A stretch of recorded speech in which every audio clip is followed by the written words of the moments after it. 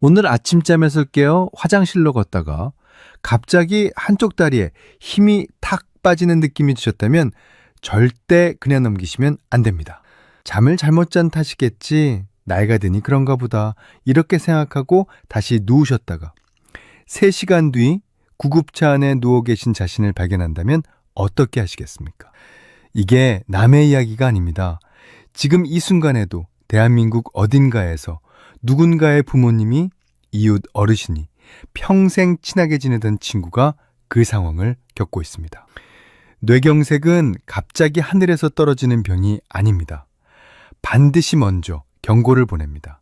그런데 그 경고가 얼굴이 내려앉거나 말이 어눌해지기 훨씬 전에 바로 다리에서 먼저 시작된다는 사실을 알고 계셨습니까? 오늘 이 영상은 그 경고 신호 7가지를 하나하나 짚어드리기 위해 만들었습니다.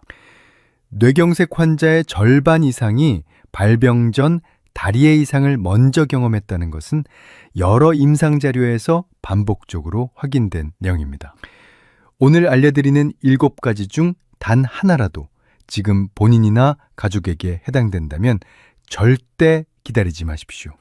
제 주변에서 겪은 이야기들, 이웃 어르신들로부터 직접 들은 사례들을 하나하나 정리하다 보니 어느덧 이 자리에 서게 되었습니다. 오늘은 절대 어렵게 말씀드리지 않겠습니다. 여러분의 부모님 세대, 바로 60대, 70대 어르신들이 실제로 겪은 이야기와 함께 꼭 알아야 할 정보를 진심을 담아 전해드리겠습니다. 지금 부모님 곁에 계시거나 본인이 60대, 70대이시라면 지금 바로 좋아요 한번 눌러주십시오. 그 작은 클릭 하나가 이 정보를 더 많은 분들께 닿게 해드릴 수 있습니다. 그리고 혹시 다리가 이유 없이 약해졌거나 감각이 이상하다는 느낌을 받으신 적이 있다면 댓글에 저도 경험했어요 라고 짧게 남겨주십시오.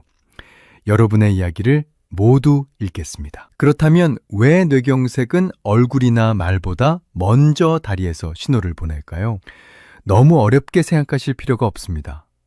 오래된 아파트의 수압을 한번 떠올려 보십시오. 수압이 약해지면 가장 위층, 가장 멀리 떨어진 집부터 물이 약해집니다. 우리 몸의 혈액순환도 이와 똑같습니다. 혈류가 조금이라도 불안정해지면 심장에서 가장 멀리 있는 부위, 바로 다리가 가장 먼저 영향을 받습니다. 다리는 심장으로부터 피가 내려가는 것뿐 아니라 다시 위로 올라와야 하기 때문에 중력을 거슬러야 합니다. 그래서 혈류가 조금만 흔들려도 바로 힘이 빠지거나 감각이 둔해지게 됩니다. 또 하나 중요한 이유가 있습니다. 우리 뇌는 좌우가 서로 교차해서 몸을 조절합니다. 왼쪽 뇌는 오른쪽 팔과 다리를 담당하고 오른쪽 뇌는 왼쪽 팔과 다리를 담당합니다. 만약 왼쪽 뇌의 혈관이 좁아지기 시작하면 오른쪽 다리에 먼저 힘이 빠질 수 있습니다.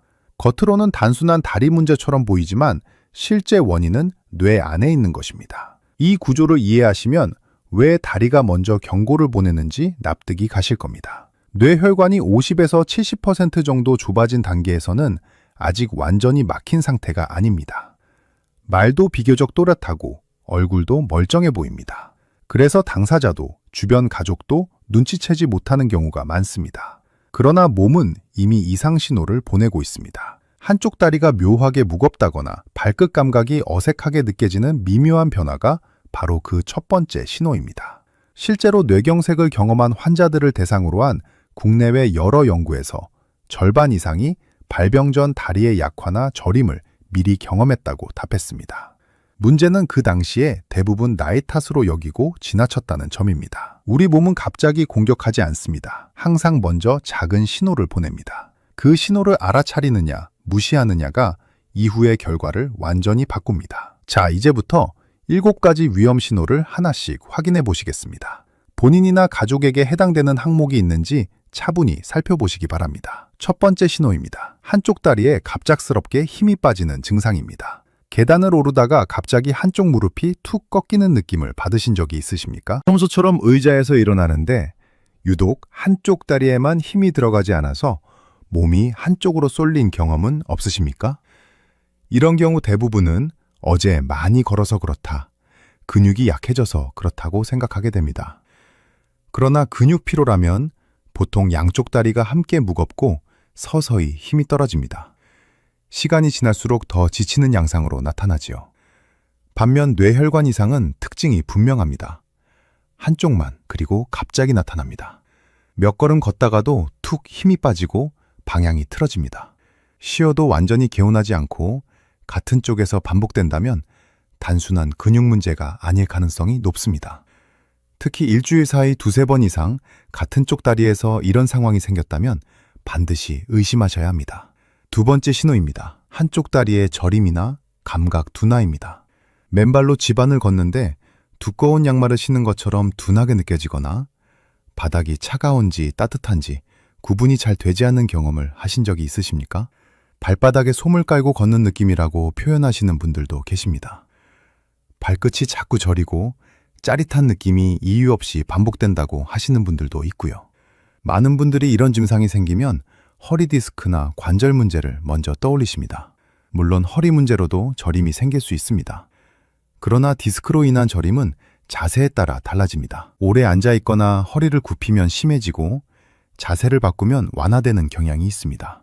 반면 뇌에서 오는 감각 이상은 자세와 큰 관련이 없습니다. 누워 있어도 서 있어도 비슷하게 느껴집니다. 그리고 한쪽에만 또렷하게 나타나는 경우가 많습니다. 이것은 발 자체의 문제가 아니라 감각을 해석하는 뇌 부위에 혈류가 부족하기 때문에 생기는 현상입니다. 단순 저림이라 생각하고 그냥 넘기기에는 의미가 다릅니다. 세 번째 신호입니다. 걸을 때 다리를 끄는 보행 변화입니다. 본인은 평소처럼 걷는다고 생각하지만 가족이 먼저 이상을 알아차리는 경우가 많습니다. 바닥을 스치는 소리가 난다. 발끝이 자꾸 걸린다는 말을 가족에게 들으신 적이 없으십니까? 신발 앞코가 한쪽만 유난히 빨리 닿는 것도 중요한 단서입니다. 발목을 들어 올리는 힘이 약해지면 발끝이 바닥에 끌리게 됩니다. 이 변화는 서서히 진행되기도 하지만 어느 날부터 갑자기 뚜렷해지기도 합니다. 중요한 점은 본인이 자각하지 못하는 경우가 매우 많다는 사실입니다. 뇌의 신호 전달이 서서히 약해지면 몸이 이미 그 상태에 적응해버리기 때문입니다. 그래서 가족의 세심한 관찰이 정말 중요합니다. 부모님이 걸음이 달라지셨다 싶으면 그냥 지나치지 마시고 꼭 병원 방문을 권해드리십시오. 이 세 가지 신호는 모두 겉으로 보면 단순한 노화처럼 보입니다. 그러나 공통점이 있습니다. 한쪽에만 나타나고 갑작스럽거나 반복적이라는 점입니다. 일주일에 두세 번 같은 쪽 다리에서 이상이 느껴진다면 절대 가볍게 넘기지 마십시오. 이제부터 말씀드릴 네 가지는 더 위험한 단계의 신호입니다. 단순한 불편함을 넘어 낙상, 그리고 영구적인 마비로 이어질 수 있는 경고 신호입니다. 이 단계에서는 절대 지켜보지 마시고 바로 행동하셔야 합니다. 네 번째 신호입니다. 자꾸 발이 걸리고 넘어질 뻔하는 증상입니다. 평소에 익숙하게 다니던 집 앞 문턱이나 계단에서 유난히 발이 걸린다면 단순히 시력이 나빠져서라고만 생각하시면 안 됩니다. 우리 몸에는 고유 감각이라는 특별한 기능이 있습니다. 눈으로 보지 않아도 발이 어디에 놓여 있는지 뇌가 스스로 파악하는 능력입니다. 그런데 뇌혈관에 문제가 생기면 이 감각이 둔해집니다. 발의 위치를 정확히 인지하지 못하니 작은 턱에도 걸리고 계단 높이를 잘못 짚어 휘청거리게 됩니다. 특히 70대 이상에서는 한 번의 낙상이 고관절 골절로 이어질 위험이 매우 큽니다. 고관절이 부러지면 수술과 긴 재활이 필요하고 그 과정에서 전신 기능이 급격히 떨어질 수 있습니다. 단순한 실수가 아니라 뇌가 보내는 구조 신호일 수 있다는 점 반드시 기억하셔야 합니다. 다섯 번째 신호입니다. 다리에 떨림이 생기고 스스로 제어하기 어려운 움직임이 나타납니다. 추워서 잠깐 짜 떠는 것, 긴장했을 때 다리가 달달 떨리는 것과는 전혀 다릅니다. 위험한 떨림은 특별한 이유 없이 반복되고 멈추려고 해도 잘 조절이 되지 않습니다. 가만히 앉아 있는데 한쪽 다리가 불규칙하게 움직이거나 힘이 들어갔다 빠졌다를 반복한다면 뇌에서 내려오는 운동 신호가 불안정해졌다는 의미일 수 있습니다. 이것은 근육 자체의 문제가 아니라 신호 전달 체계의 이상입니다. 이런 증상이 시간이 지날수록 빈도가 잦아진다면 더 이상 미루지 마십시오. 여섯 번째 신호입니다. 걷다가 몸이 한쪽으로 기울거나 비틀거리는 증상입니다. 술을 전혀 마시지 않았는데도 중심이 흔들리고 직선으로 걷기가 어렵다면 뇌의 균형을 담당하는 부위에 혈류가 부족할 가능성이 있습니다. 이런 증상은 특히 아침에 더 뚜렷하게 나타나기도 합니다. 밤사이 혈압이 낮아지면서 뇌로 가는 혈류가 줄어들 수 있기 때문입니다. 단순한 기립성 저혈압이라면 잠시 앉아있으면 호전됩니다. 그러나 뇌혈관 이상으로 인한 불균형은 쉬어도 완전히 사라지지 않거나 반복적으로 나타납니다. 특히 항상 같은 방향으로 몸이 기울어진다면 반드시 주의가 필요합니다. 7번째 신호입니다. 잠깐 증상이 나타났다가 저절로 사라지는 일과성 허혈 발작입니다. 한쪽 다리에 갑자기 힘이 빠지거나 감각이 둔해졌다가 10분에서 20분 사이에 다시 정상처럼 돌아옵니다. 그래서 많은 분들이 병원에 가지 않습니다. 괜찮아졌으니 됐다, 별것 아니었나 보다 하고 넘기시는 것입니다. 그러나 이것이 가장 위험한 실수입니다. 통계적으로 이 증상을 경험한 10명 중 7명은 석 달 안에 실제 뇌경색을 겪을 수 있습니다. 그리고 그중 절반은 이틀 안에 발생합니다. 잠깐 스쳐 지나간 증상처럼 보여도 그것은 큰 사고의 예고편입니다. 증상이 저절로 사라졌다고 해서 안전한 것이 절대 아닙니다. 그것은 마지막으로 울리는 화재 경보입니다. 이 경고를 무시하면 다음에는 되돌릴 수 없는 결과로 이어질 수 있습니다. 이 7가지 신호 꼭 기억해 주십시오. 이 정보가 소중하다고 생각되신다면 지금 구독 버튼과 좋아요를 눌러주십시오. 여러분이 구독을 눌러주시면 앞으로도 이런 생명을 지키는 정보를 계속해서 전해드릴 수 있습니다. 이제 실제로 전혀 다른 결과를 맞이한 두 분의 이야기를 들려드리겠습니다. 나이도 비슷했고 처음 나타난 증상도 크게 다르지 않았습니다. 그러나 그 순간의 선택 하나가 두 분의 삶을 완전히 다른 방향으로 이끌었습니다. 첫 번째는 경기도 수원에 사시는 72세 정 어르신의 이야기입니다. 정 어르신은 퇴직 후에도 매일 아침 동네 공원을 한 바퀴 도는 것이 낙이셨습니다. 그런데 어느 날부터 산책을 마치고 집에 돌아오면 오른쪽 발끝이 유난히 끌리는 느낌이 들었습니다. 처음엔 운동화 밑창이 닳았나 싶어 신발을 새로 바꾸셨는데 그래도 달라지지 않았습니다. 그러던 어느 날 신발 가게 주인이 한마디 건넸습니다. 어르신, 오른쪽 앞코만 유난히 빠르게 닳았네요. 이상하지 않으세요? 그 말이 내내 마음에 걸린 딸이 아버지를 설득해서 신경과 검사를 받게 했습니다. 결과는 충격적이었습니다. 왼쪽 뇌혈관이 약 60% 이상 좁아진 상태였고 언제 완전히 막혀도 이상하지 않은 상태였습니다. 의료진은 지금 발견한 게 정말 다행이라고 말했습니다. 즉시 혈관 확장 약물 치료를 시작했고 혈압과 혈당을 철저히 관리하면서 식습관을 바꾸고 매일 빠르게 걷기를 이어갔습니다. 그 결과 지금까지 큰 사고 없이 건강한 일상을 유지하고 계십니다. 정 어르신은 나중에 이렇게 말씀하셨습니다. 신발 앞코 덕분에 살았다고. 작은 것 하나가 내 남은 인생을 지켰다고요. 두 번째는 대구에 사시는 75세 최 할머니의 이야기입니다. 최 할머니는 3주 전부터 왼쪽 다리가 묘하게 무겁고 발바닥 감각이 이상하다고 느끼셨습니다. 계단을 내려갈 때마다 불안했지만 퇴행성 관절염이 심해진 것이라고 여기셨습니다. 아들도 어머니 나이에는 그럴 수 있다며 일단 지켜보자고 했습니다. 며칠 뒤에는 왼쪽 다리에 힘이 잠깐 풀렸다가 10분쯤 지나 자연스럽게 돌아왔습니다. 그때 병원에 가려고 했다가 괜찮아졌으니 됐다며 발걸음을 돌리셨습니다.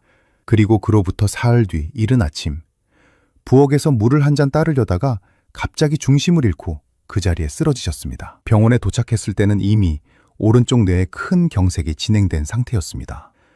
결국 왼쪽 관신에 영구적인 마비가 남았습니다.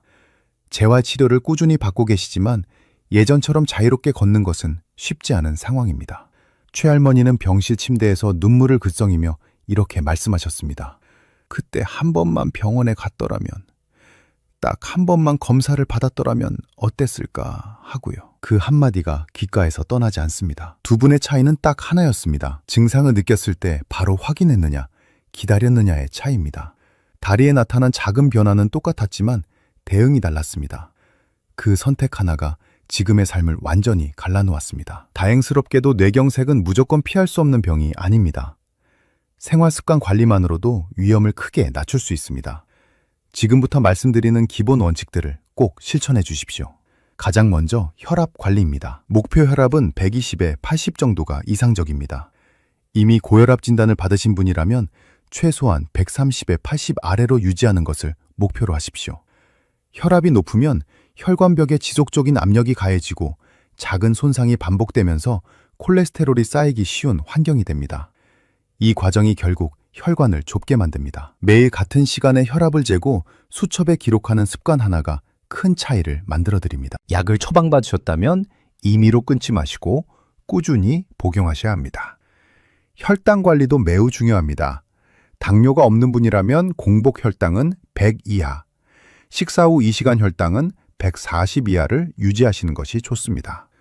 혈당이 자주 높아지면 혈관 내벽이 손상되고 염증 반응이 증가합니다. 이것이 뇌혈관에도 그대로 영향을 줍니다. 당뇨가 있으신 분은 반드시 담당 의사와 목표 수치를 상의하여 꾸준히 관리해야 합니다.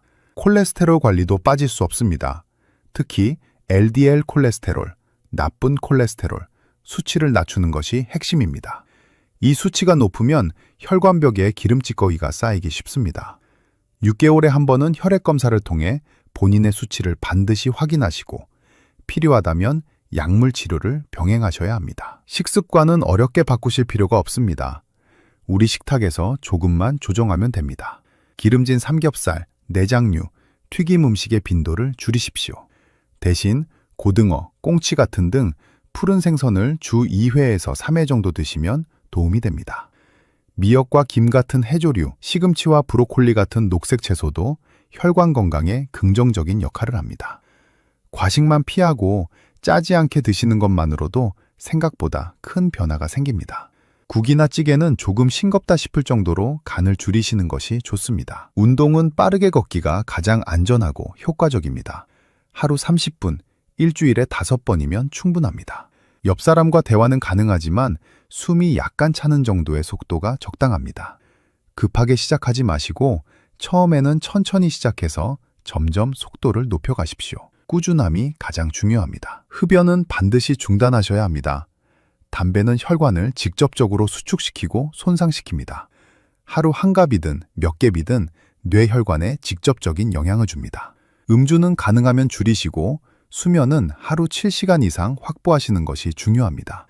잠이 부족하면 혈압과 혈당이 동시에 올라갈 수 있습니다. 자기 전 스마트폰 사용을 줄이고 일정한 시간에 주무시는 습관이 혈관 건강에도 도움이 됩니다. 마지막으로 집에서 바로 해보실 수 있는 간단한 자가점검법을 알려드리겠습니다. 4가지입니다. 오늘 영상을 보신 직후 바로 해보시기 바랍니다. 첫째, 의자에 앉았다가 팔을 전혀 쓰지 않고 일어나 보십시오. 양쪽 다리에 힘이 고르게 들어가는지 확인하십시오. 한쪽이 유난히 약하다거나 다리가 후들거린다면 주의가 필요합니다. 둘째, 눈을 감고 제자리에서 30초 동안 서 보십시오. 몸이 한쪽으로 기울지 않는지 살펴보십시오. 가능하면 가족이 옆에서 지켜봐 주시면 더 정확합니다. 혼자서는 스스로 느끼지 못하는 경우가 있기 때문입니다. 셋째, 양쪽 발바닥을 손으로 번갈아 만져서 감각의 차이가 있는지 비교해 보십시오. 한쪽이 유난히 둔하게 느껴지거나 뭔가 이물질이 있는 것처럼 느껴진다면 그냥 넘기지 마십시오. 넷째, 집안에서 일직선으로 10걸음 정도 걸어보십시오. 균형이 무너지지 않는지,